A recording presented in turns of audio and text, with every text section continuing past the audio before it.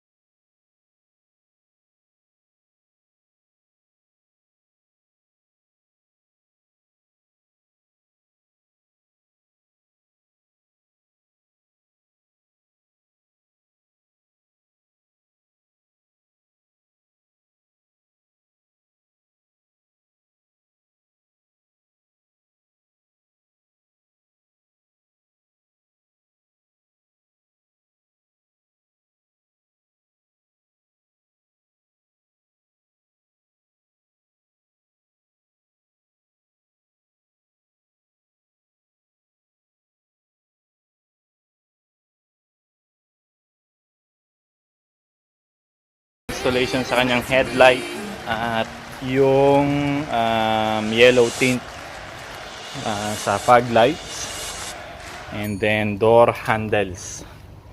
Yan, minat black natin. So chrome delete. Kompleto na ang Hyundai Elantra. Okay.